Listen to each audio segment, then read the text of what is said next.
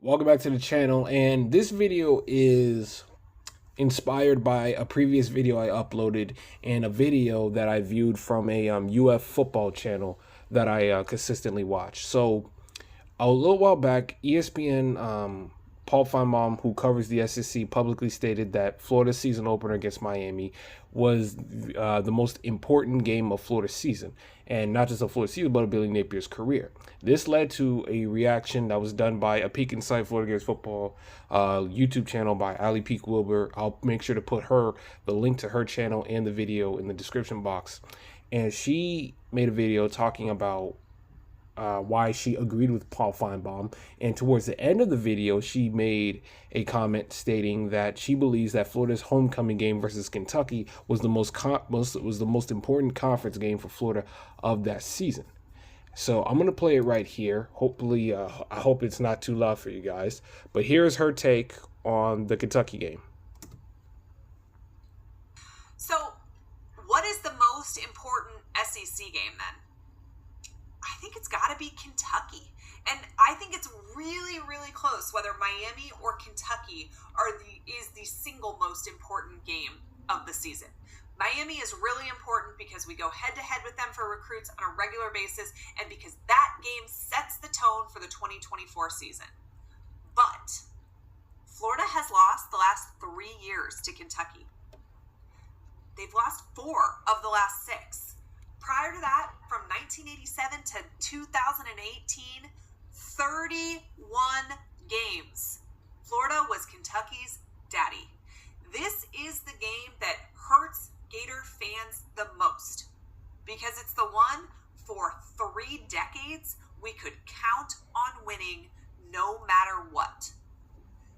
So if Florida can't get back onto that streak, I don't think it's great for Coach Napier. Now, I don't even necessarily disagree with her in about the reasons why she picked Kentucky as the most important conference game. But what I will say is that I disagree that it's the most important conference game of the year. For me, it's a week beforehand against Tennessee. And if you go to her video, you'll find one of my comments in there. I listed why I thought Tennessee was the most important SEC game of the year for Florida, and I have a rankings for the conference games for Florida's schedule in terms of importance. I had Tennessee 1, Georgia 2, LSU 3, Texas A&M 4, Ole Miss 5, Texas 6, Kentucky 7, and Mississippi, of course, at number 8. So since I just told, what we're going to do is we're going to break down this ranking 1 through 8 from the top to the bottom. And since I told you Tennessee I think is number 1, I'm going to explain to you why. This would be by far Billy Napier's biggest road win at Florida. And if Tennessee walks into that game with 1 loss, maybe even undefeated, it would be his best victory by far. In my opinion, I think it would surpass the win over Miami or any of Billy Napier's big wins against Tennessee, South Carolina, Texas A&M, or Utah in his previous 2 years. And beating Tennessee in back-to-back years of their best football era since Philip Fulmer is a big accomplishment, and I think it would be a major confidence boost for Florida to play on the road at Texas and FSU. Not to mention, if Florida had I think Florida's going to win on the road at Mississippi State. So if they get that one and they get Tennessee, it'll be 2 road victories for Billy Napier when the last 2 years he's only averaged 1. So that would be nice for Florida. At number 2, I put Georgia. The reason why I put Georgia 2 is, yes, they're Florida's biggest conference rival. Yes, Kirby Smart has dismantled Florida on several occasions. And yes, wins against them will be far and few in between. But losses to Georgia don't break Florida's season. What broke Florida's season in 2021 was when they, the following week, got blown out by South Carolina, because that was the game in which players quit on Dan Mullen. The next year, they got blown out by Georgia, but then they win the next 2 weeks against Texas A&M and South Carolina, and then they would lose to Vanderbilt. That loss to Vanderbilt, to me, is what broke the season for Florida. And last year, the loss to Arkansas, a week after they lost to Georgia, is what broke the season for Florida. Because I said in the video leading up to that game, if you can't beat Arkansas, you're not going to make a bowl game. Well, they didn't. They were close numerous times. They were close to beating Arkansas and even closer to beating Missouri, but they could not make the bowl game, and they could not seal the deal, so to speak. What you're looking for is, can Florida give Georgia a competitive tight contest and make them respect Florida instead of it being over by the time the fourth quarter arrives like it was last year. So that's what you're hoping for when Florida plays against Georgia. 3 LSU, our buddies from Baton Rouge.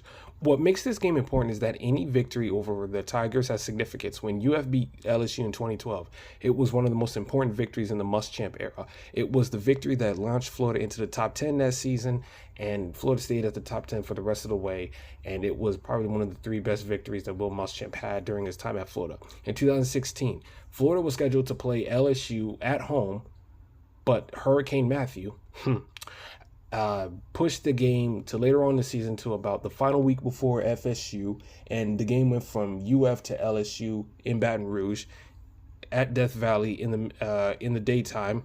So, and Florida made a famous goal line stand against Darius Geis in the final seconds to clinch the SEC East and what was Jim McElwain's biggest win in the tenure. 2 years later, Florida, with Dan Mullen in year 1, beats a undefeated number 5 ranked LSU team in Dan Mullen's first year, and when it was the win that put Florida on back on the national map that season and carried over into the next 2 seasons. And when Florida beats LSU,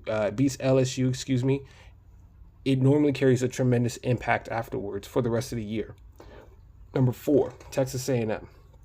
The Aggies are the first game Florida will play in the conference schedule in week 3. They play week 1, Florida plays Miami, and then they play Samford, and then they start their SEC competition against Texas A&M. The Texas A&M Aggies are in year 1 under Mike Elko and have 2 brand new coordinators. You can't expect a fine-tuned machine for a football team in week 3 of their very first season under a new regime where they have new coordinators and new head coach, and Florida has Texas A&M at home in the Swamp. So this game will also be coming off of the Miami game 2 weeks prior. So that a win against Miami could give Florida a lot of momentum heading into the Texas A&M game, or it could give Florida, or a loss could put Florida in a desperation can't lose game against Texas A&M. And for Billy Napier, if you lose to Mike Elko in year 1 of his Mike Elko's time at Texas A&M, that spells bad news for you the rest of the way. Number 5, I have Ole Miss. This is the final home game of the year, Senior Day. The final games of the year for Mertz, Graham Mertz, Montrell Johnson, Austin Barber, Cam Jackson, Jason Marshall Jr., and it could be for some other key players when you factor in the transfer portal. Also, Lane Kiffin for Ole Miss has stirred some tension with the Florida fans with the number of times he has trash-talked and trolled the program on social media. And that game is right before Florida State at the end of the season, so a win here would be a shot in the arm heading into the following week. So that would be a very good one. And it could be Billy Napier's final home game at Florida. We don't know. So maybe the players will be desperate to, send him out on a good note. Number 6, I have Tex.